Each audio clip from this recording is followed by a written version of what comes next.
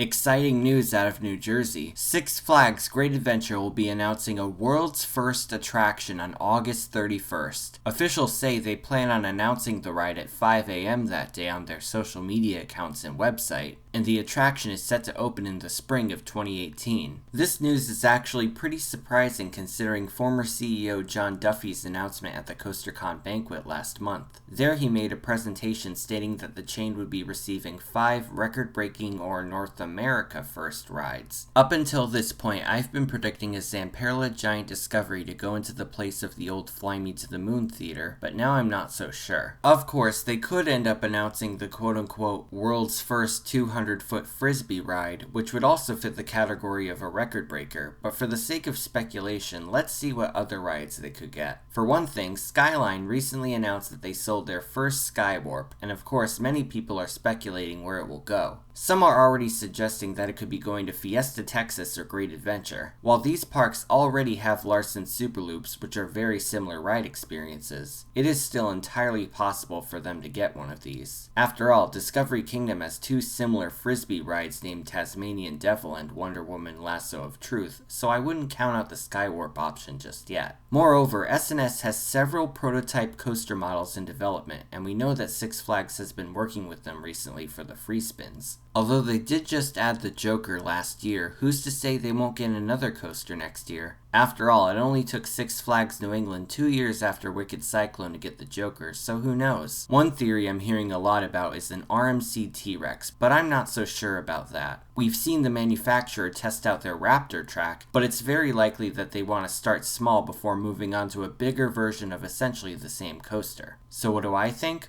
Well, while I would like to see a new coaster here, I'm not sure if that's what we'll be getting next year. Of course, Six Flags could end up surprising all of us, but I'd say a flat ride or even a water ride is more likely. So with that being said, I'm predicting a Skywarp, only because it seems like the most likely option, and it's different enough from a Superloop to be a reasonable investment. But who knows, when August 31st arrives, we could all be in for a surprise. Before I wrap things up, I'd like to announce the winner of last week's weekly poll. With a total of 70 votes, the winner is Diamondback at Kings Island. Second place went to Goliath at Six Flags Over Georgia, and third place went to Mako at SeaWorld Orlando. So thank you to all who voted, and congratulations to Diamondback. It's my favorite hypercoaster too. Now for this week's weekly poll, I'd like to ask what your favorite Six Flags park is. I'd be very interested to see what you all think. So head on down to themeparkcrazy.com and cast your vote. Thanks for watching everyone. Feel free to subscribe and follow me on social media. I'm on Twitter, Instagram, and Facebook. You could find links in the description. This is Theme Park Crazy, and I'll see you all next time.